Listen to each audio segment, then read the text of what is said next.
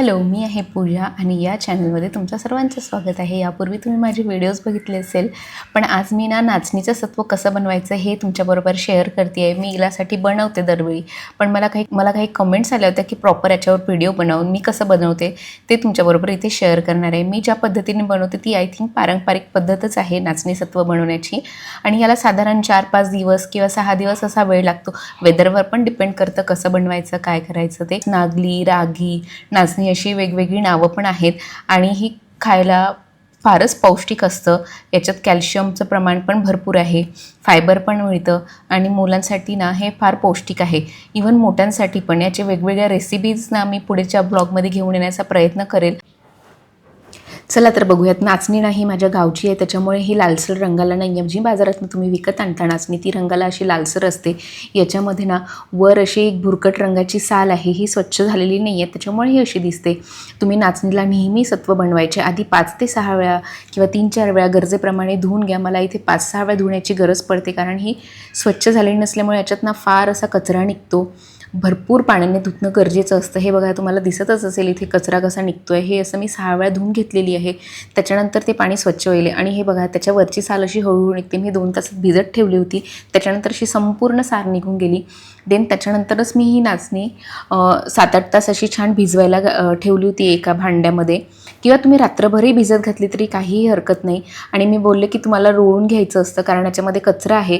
तर नाचणी ना एका भांड्यात पाणी घेऊन हळूहळू अशी गोलसर फिरवून वरची नाचणी एका वेगळ्या भांड्यात काढून घ्यावी लागते, कारण बघा त्याच्यामध्ये किती खडे असतात। हे भरपूर खडे आहेत, असं मी 2-3दा केलं, त्याच्यानंतर एवढी बारीक खडे निघाले, नाहीतर ही खडे आपल्या पोटात जाण्याची भरपूर शक्यता असते। त्याच्यामुळे मी असं रोळून घेते, कारण ही घरची आहे। आता हल्ली बाजारात जी नाचणी मिळते त्याच्यात असं नसतं। आणि छान सुती कापडामध्ये अशी गुंडाळून ठेवा। जवळजवळ 12 तासानंतर तुम्हाला दिसेल की हळूच अशी छोटी छोटी कोंब आलेली दिसतात। आणि मी हे साधारण 3 दिवस ठेवले होते, त्याच्यानंतर याला इतके सुंदर छान असे मोठे कोंब आलेले आहेत। वेदरवर डिपेंड करतं, हवं तर 2 दिवस पण ठेवू शकता तुम्ही। डिपेंड करतं किती गरमी आहे किंवा थंडी आहे, त्याच्यावर ह्या सगळ्या गोष्टी अवलंबून असतात। जेवढी छान कोंब आली ना तेवढं छान असतं। कोंब आल्यानंतरच तुम्ही हे सुकायला घाला छान। मी इथे घरातच सुकवलेलं आहे, का सुती कापडावर सुकायला घाला किंवा प्लेटमध्ये ठेवा। मी इथे ना छान 2-3 ताटांमध्ये अशी सुकायला घातलेली होती ही नाचणी, पुढे तुम्हाला दाखवतेच। आणि ही मी घरात साधारण 3 ते 4 दिवस मला हे सुकायला वेळ लागलेला आहे। मी 3 भांड्यांमध्ये छान पसरवून ठेवली होती ही नाचणी, आणि अशी पातळसर अशी पसरवून घ्या, जेणेकरून ती लवकर सुकेल। बघा, तुम्हाला दिसतच असेल, मी आता दाखवते की अशी छान पातळसर सुकवून घ्या आणि आलटी-पालटी करा हवं ते 1-2 दिवसाने। आणि 2 दिवस झाले की तुम्ही एकत्रही सुकवून घेऊ शकता त्याला छान अशी। आणि सुकल्यानंतर ना त्याचा आवाज छान येतो असा खळखळीत, म्हणजे जी नाचणी असते तशीच। आणि ही नाचणी प्रॉपर सुकून झाली तेव्हाच तुम्ही छान त्याला खरपूस अशी भाजणी करून घ्या। भाजणी करताना तुम्ही 2-3 गोष्टी लक्षात ठेवा, की छान खूप असा मोठा गॅस असेल त्याच्यावरती सुकवायची किंवा भाजायची नाही। छान मंद आचेवर सुरुवातीला गॅस मोठा ठेवा आणि नंतर गॅस कमी करा किंवा मंद आचेवर भाजून घ्या। घरभर छान सुगंध येतो त्याचा भाजताना। आणि याच्या वेगवेगळ्या रेसिपी पण मी तुम्हाला दाखवेलच पुढच्या व्लॉगमध्ये, आता इथे मला शक्य नाही आहे। आणि तुम्ही ही नाचणीचं जे पीठ आहे हे गिरणीतनं आणू शकता किंवा घरी मिक्सरमध्ये। ज्यावेळी पण आपण त्याचं पावडर बनवतो 2-3 गोष्टी लक्षात ठेवणं गरजेचं असतं, की त्याला वस्त्रगाळ करणं गरजेचं असतं, किंवा तुम्ही हवं तर गिरणीतनं घेऊन या।